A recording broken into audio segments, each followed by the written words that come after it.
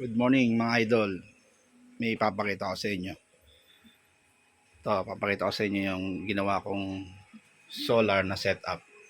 Sobrang mahal na kasi ng ng kuryente. Yung bill ko umaabot ng 23,000. Dalawa kasi ang metro ko. Yung isa sa shop tapos yung isa dito sa bahay. So pag pinagsama siya, umaabot ng 24,000. 23 mga ganun. Sobrang laki na. So, gumawa ako ng solar setup para mabawasan natin yung pagtaas ng kuryente. Sobrang mabigat na talaga sa bulsa.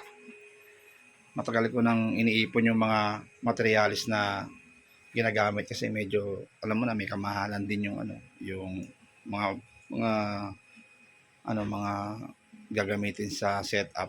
So, inuunti-unti ko lang bumili ako una ng solar charge controller, basta lahat ng mga inunti-unti ko lang, panel, battery, so yun.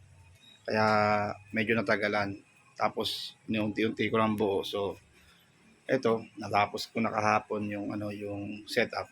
So eto papakita ko sa inyo. Wala akong idea sa electrician pag ng kuryente, wala akong idea diyan. Basta nanonood lang ako parati ng mga vlog. So doon ako kumuha ng idea, tapos yung mga basta lahat inaaral ko rin. Kasi mahirap din magkamali kasi yun nga, medyo risk din talaga dahil kuryente. So yun, sa tagal-tagal ng panahon, nabuo ko rin yung setup. So ipapakita ko sa inyo mga idol ito.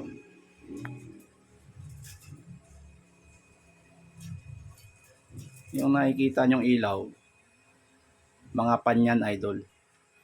Galing yan sa computer. Yan. Yan. Yan, pan yan. Medyo maliit kasi yung pan na nakasama sa inverter na hinaan ako. So gumawa ko ng panibagong pan. Then nilagyan ko siya para hindi uminit. Meron akong dalawang solar charge controller. Yan, tsaka to. Yung panel ko naman sa taas, 3 piraso na 650 watts. Tapos yung dalawa 300 watts. So yun, sana mabawasan yung bill natin sa kuryente. Tapos yun, gumamit ako ng battery. 12 volts lang naman itong setup na to. Maliit na setup lang pero kaya paganahin lahat. Na-try ko na rin gamitin yung aircon. So kaya naman. Medyo, syempre, hindi pwedeng pagsabay-sabayin. Pero namomonitor ko naman yung mga nagagamit na appliances kasi nga nilagyan ko rin siya ng watts meter, yung para malaman mo kung gaano kataas na ba yung wattage na ginagamit mo. Ito siya. So ayan, mamomonitor mo siya. So madali lang naman, madali lang aralin. So, ito yung battery ko. Yan, gumamit ako ng ng 12.8 300 ampere na battery. So yun, kung ako sa inyo, magbuo na rin kayo dahil sobrang taas na ng Meralco natin. So yun lang.